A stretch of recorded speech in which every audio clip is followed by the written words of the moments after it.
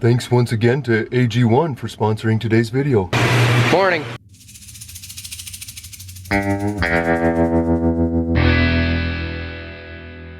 Oh, good morning. Good morning, I'm pretty excited. Little bit of mud in the fields. We actually switched back to corn last night. We're getting awfully sick of going back and forth, but it seems to rain about every 3 days. It's just leaving the soybeans too wet. So luckily we're able to go on something, but switching back and forth is getting really old. What do you do? It's farming. If it were always easy, people like Bloomberg would probably do it. And I'm back in the combine right away. We've got a stopper Delio slider, Delio Tudor Ramaruski that's missing on the end of this, on this end of this head. It's early, it's the crack of 8 a.m. So it's hard for guys like me to figure out how to talk yet.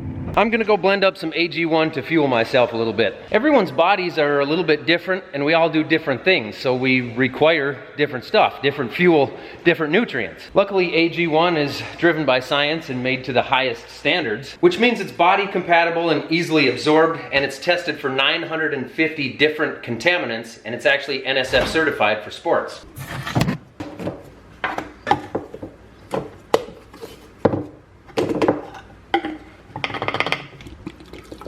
I personally like drinking AG1 because I think it gives me more energy and quicker recovery from some of these late nights and these long hours that we're working. Plus it supports my immune system and it's just good for your gut health. This takes the guesswork out of trying to find the correct supplements. It gives you everything you need in one scoop. You can take it on the go. It's quick, it's easy, and it tastes good. I've actually cut way back on caffeine because I tend to drink AG1 in the morning now instead. If you want to try some for yourself, just go to drinkag1.com/millennialfarmer to get started on your own order. Right now, AG1 is going to give you guys a free AG vitamin D3 and K2 plus 5 free travel packs with your first order. So thank you again to AG1 for sponsoring today's video. It's basically a fancy, specifically machine bolt thing that holds that winglet end of the header down, and it's going fine without it. We've noticed it's been missing, so they ordered us one and brought it to us. Should take 30 seconds to put in. All right, we got the bolt in, we adjusted some gathering chains, filled the trucks full of fuel, put air in a couple tires, and we got the dryer going. Hey Digi, have a good day. Who's a good girl? We'll be back for you when it dries up again. For now, back to corn. Only a half mile south of the farm today, so it's nice to be close. You can see, obviously, this area is down really bad. Some of this corn is standing decent, and some of it is not. So there is a chance we may have to combine this whole thing heading to the north, meaning we'll combine north, which is that way. You can tell because that's the way my thumb is going. And then we'll drive back to the other end. We're gonna make a couple rounds here in the daylight and see what it looks like. And it doesn't look good. You can't hardly even tell where the rows are. That's where this auto path comes in really handy. That's the exact line that the planter ran last fall. I've got some point rows here, kind of leftover end rows, but you can tell exactly where I planted. Did I say fall? In the spring. It's following my exact planter lines from the spring. So it's not running off of row sense, and it's not running off of a straight track. It is following the planter lines. 5 to 4, I'm just gonna pick up, go to the south end, and combine coming north. You see that? That's why I'm getting half of a yield here. It's frustrating and it's slow, but you can't be leaving corn in the field. This looks a lot worse than I thought it was last night in the dark. Then you get to a spot like this, and the corn is absolutely beautiful. Same field, just the other end of it. And yielding 100 bushels to the acre better. Is that good? Is that better? I don't know, is that good? I don't want to get into our yields because there's too many ways that can be twisted. I'll just say where it's standing good like this, it's phenomenal for us. Where it's standing bad like you just saw, it's horrible. Here's the reason I'm trying to go just to the north is because all this corn is leaning to the south-southeast. I think I got a slip clutch going off. The cab is so quiet you can't hear it. That didn't take long. Got corn stuck in there, so we just reverse it by holding this lever back, Hopefully that clears out. And fire it up again. I had a lot of problems with this last night. That's why we adjusted the gathering chains a little bit, hoping that was it, but this is one of those same rows we had issues with. Anyway, when you combine with the direction it's leaning, you end up with a lot of stalks going underneath the head. It's easier to pick them up and feed them in when you're going against them. So here's where I was before, where I came, and there was a lot of them underneath the head. You can see they're still on the ground there. I wasn't able to pick those ears up.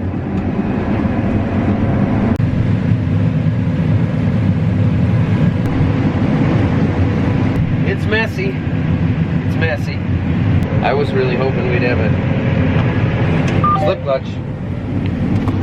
I was gonna say I was hoping we'd have a day the dryer wouldn't keep up to us, but it's gonna keep up pretty easy. Yeah, we might when we get some deals and marks. 5 to 4, you buy a radial. This is gonna take forever. We got a gathering chain off, which is the 3rd or 4th one in the last couple hundred acres. We have a gathering chain off. You want to run the fuel trailer up here? Yeah, just bring the impact with. Call me when you get to the fuel trailer. I'll tell you where everything is that we need. I have a feeling this could be a long, frustrating harvest.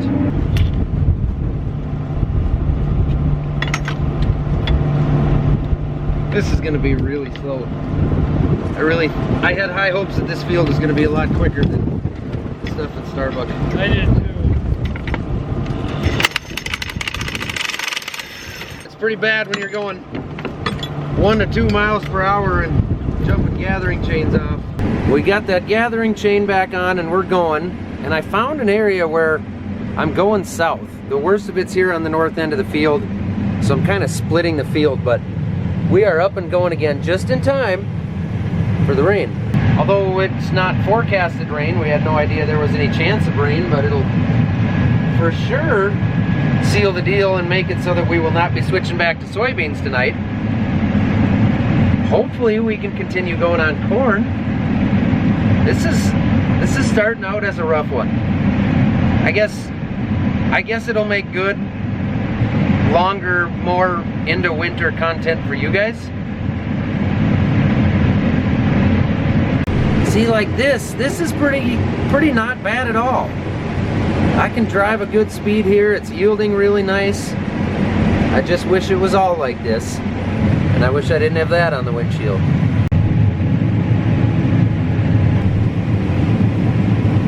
Farming. So far the rain's been staying away, but it's out there.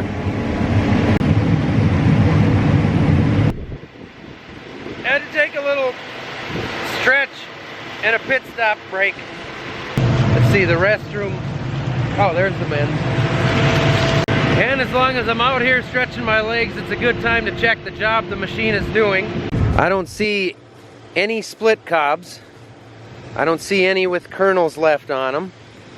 That's all good.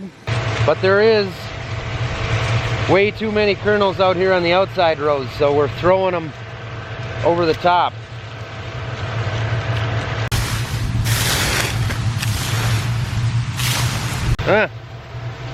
Well, that's not good. I'm glad I jumped out when I did here. Should I just take the semi home? You can. I've got a half a hopper here then. Is there a grain cart to put it on and tarp that? Yeah, the grain cart should be out in the field. If you want to bring it to the corner, you can dump it on the truck. That'd be probably better. Yep, I'm on my way. Well, that's probably gonna put an end to today. That tractor's gone. I'll be there in a minute and open the shed door for you. And a half a mile later, the sun is shining. This is a pretty typical situation so far for the beginning of harvest 23. I will still not be using you today, honeybee header.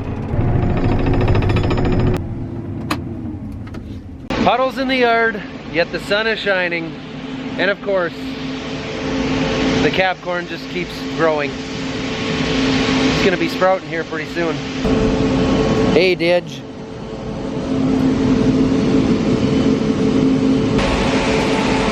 definitely done combining for the day. It looks like if anything does start to dry out, there's more dark stuff coming. But the dryer's going at least, so we'll get that caught up. I may as well dump it here while the sun is shining, because this one and that one are full.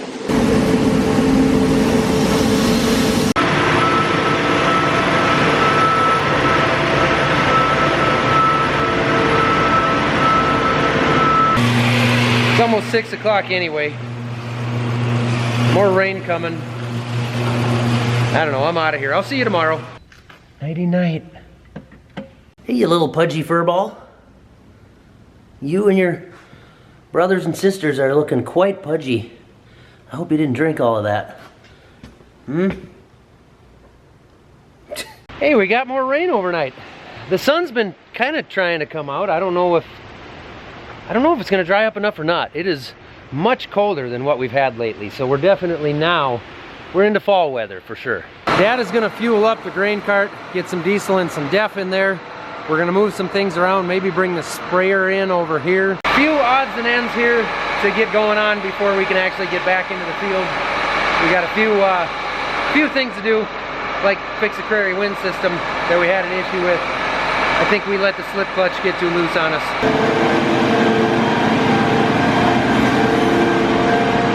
One of the things we got to do is fix this blade yet. It's a big blade. It's a heavy blade. And they do not come on and off easily. So this end blade broke last year. It's all on the same gang here. I can't spin it with one hand, but this is a 3-inch, takes a 3-inch socket and about 9,000 foot-pounds of torque to get it off. So we're hoping this 3-inch impact socket is going to, I'm gonna need both hands to hook that up. We're hoping it's gonna zip that disc off of there.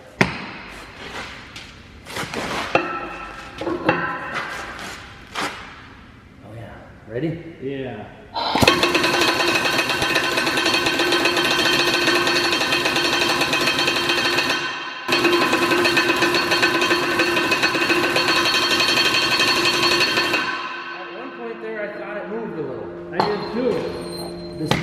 The dimple on the socket moved. I don't think it did, because I can see the way it's set. Maybe the gang did or something, huh? There isn't a key in there, right? Compressor's pumped up. We're gonna try this once more.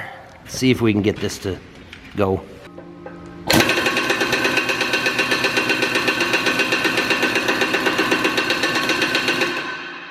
I had some hope for a second, but yeah, I think the socket's just that much. I think so.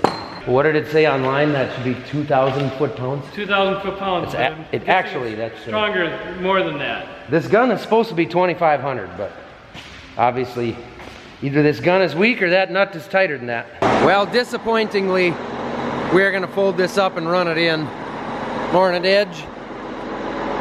It's not what we wanted to do, but the dealership is pretty close to here and they've got the stuff to deal with it. They've done it before. Kind of wet to be going now anyway, so we'd be pushing it if we went combining. This will only take us an hour or less.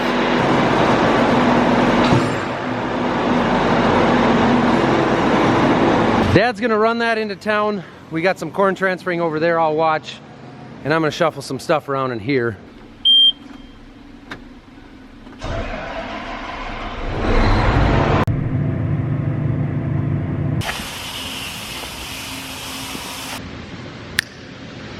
It's a long ways from spotless, but it's a lot better than it was. I don't currently have time for spotless.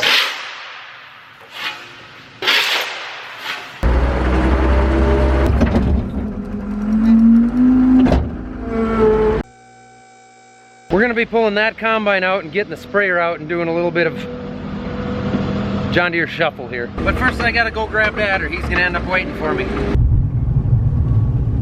May as well pick up this straggler. We're gonna pull this combine out of here to get to the sprayer back there to put that over in the heated shed just because we did get that frost last night. The sprayer has not been winterized yet, but normally, honestly, with as many lines and that are on a sprayer like that, we just keep it in the heated shop all winter anyway. We'll park this thing next to the fuel barrel so we can top it off The forecast finally looks decent, so hopefully this week we can get these tillage pieces out and start running some tillage.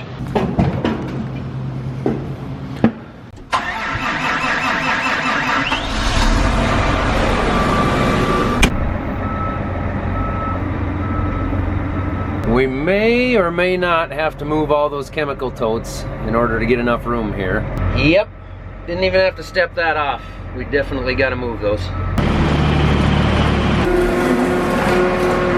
All of this is carryover chemical left from this year. A lot of times we'll keep a good amount of carryover chemical just because you don't know what the supply or the prices are going to be like next year.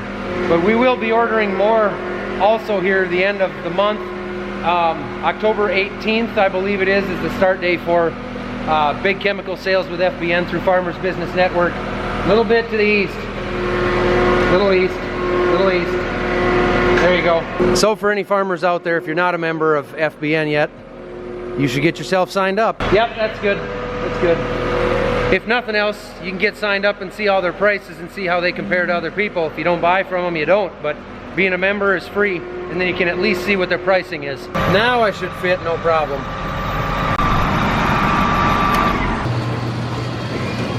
Yep, south quarter. Is it slow out there? Really slow? It's gotten better. We kind of figured out a rhythm the other day. Dad's got that combine full. Onyx is gonna move the Malibu. I'm gonna move this combine. I think we're done shuffling things. We got an apron, a row divider apron on this header that I think must have hit the ground in some of that down corn and got into one of the knives. And it shredded a big hole in it. So we're gonna replace that. I don't think it's a big deal, just 2 bolts. Again, just a product of down corn and fighting with mud and rough conditions.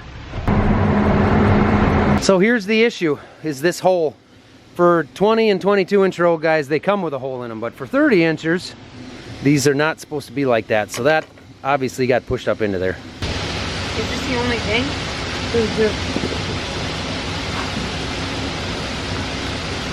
Yeah, and I think it's just these 2 bolts.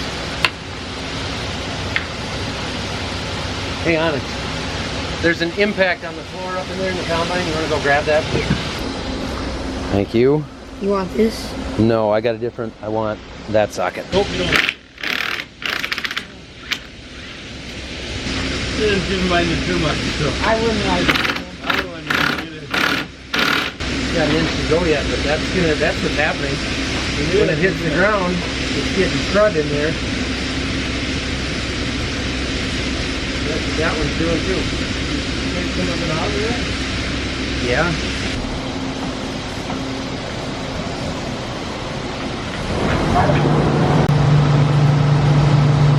We've been having a little bit of an issue with row 3 here plugging up a little more often, or a lot more often than any of the other rows. So what we're going to do is flip a gathering chain and make it that much more aggressive, just so that this row is not a specific issue anymore. We did it with a couple of the other ones we were having problems with, and it really seemed to help. So we're going to do it with this one now. Yeah, so if you get this one up to here, then we're going to have 3 Lined up. Yeah. Well, he made it sound like as long as it's timed right to start with, kind of what I picked up on was he thought all you have to do is like jump 1 cog or 2 cogs to get them to line up with each other. That looks like about what it would be, yeah. Okay, so now we got to go this way. I'll see if I can move it 1 cog to start there. Oh yeah. And 1 more. 1 more? Yep, because they're not lined up here. Yeah, where are those 3? There will be 1 more. Here and they'll be starting there. But Do we these want to are go not. 1 more? I think we go 1 more. 1 more clock, so that these are.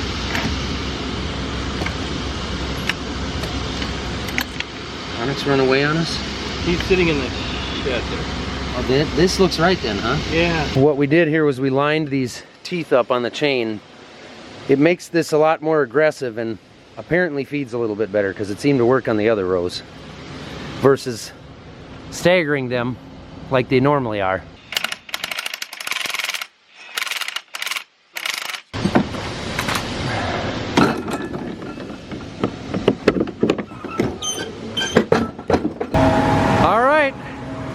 Off to the field finally. One truck in the field. We'll go get the other one.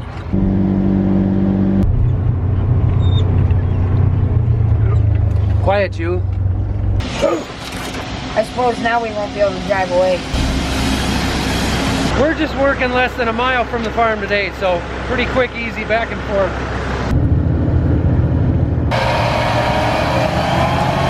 We'll come back and get all this ugly looking scruff across the field.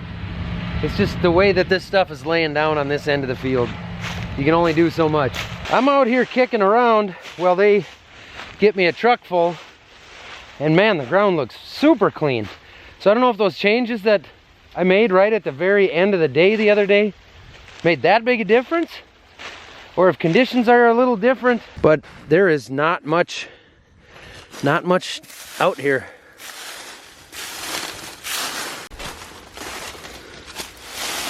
I'll give him a call, see what his hopper sample looks like, but the ground looks really good.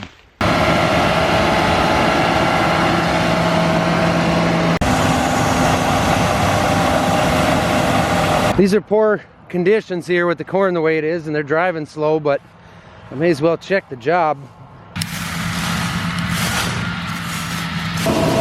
Well, that looks fairly clean in here. I'm happy with that. Back home I go. 5 to 4. Have you adjusted the settings at all from where it was when you got in there? No, I haven't. I looked behind it. I thought it looked pretty good. I did too. I looked on your way down and your way back. I thought it looked actually pretty awesome, and the sample in the truck looks pretty good. That's what I thought. I pushed it until it was running out of power. A little over 4 miles an hour, decent corn. Looked behind it, and I thought it looked good. Time to shut this transfer process down and get the grain dryer fired up.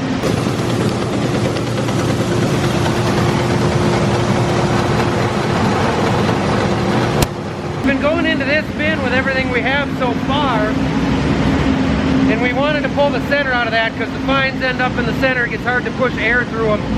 So now we have cored that bin, we call it, by pulling the center out, keep the grain quality better.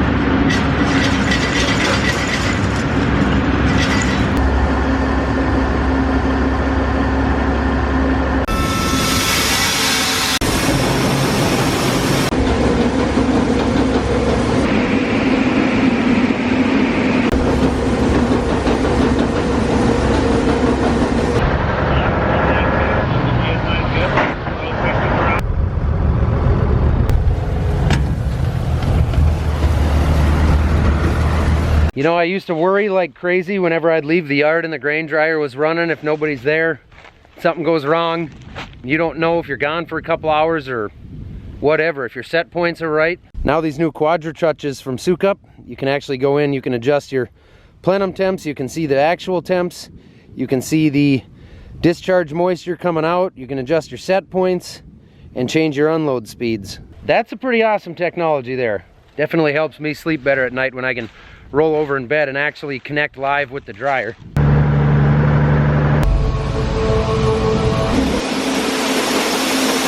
I've hauled quite a few loads back and forth, and I've been able to keep up just fine, so I'm going to do a little bit of extracurricular stuff here. This is one of the things we always struggle with, is keeping underneath this dryer clean. So if you can kind of keep up with it during harvest, it's a lot better. That way you don't go a month of harvest and come back and the stuff is piled up mile high. Also, every time it rains, that stuff just gets heavier and heavier and heavier.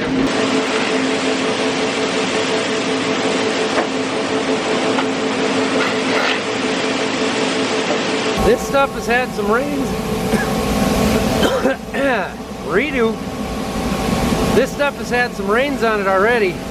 Holy cow, is that stuff heavy.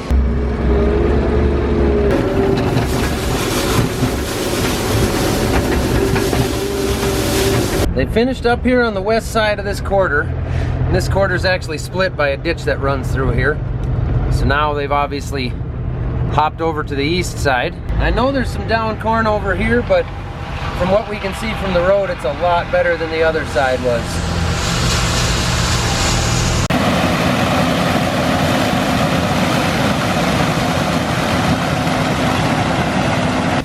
Just checking out here again. This actually looks really good. Ground looks good, tank sample looks good. All good, up and down and around, all good things. This is some good looking corn here. A lot of variability for us in these fields this year, that's for sure.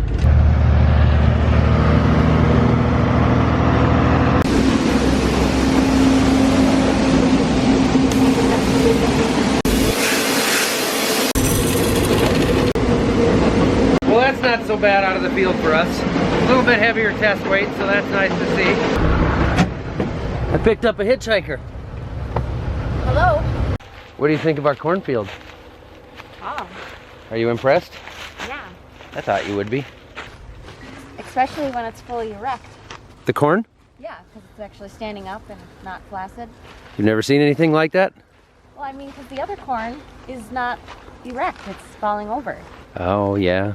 Sometimes that's a problem, okay? You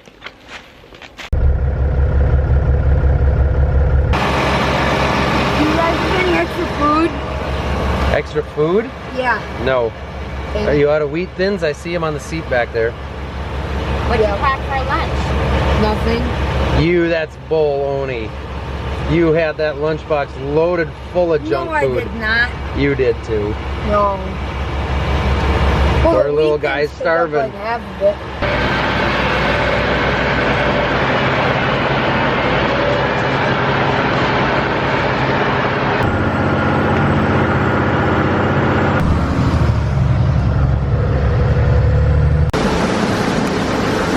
What are you girls doing? Nothing? Is that the proper way to hold a baby?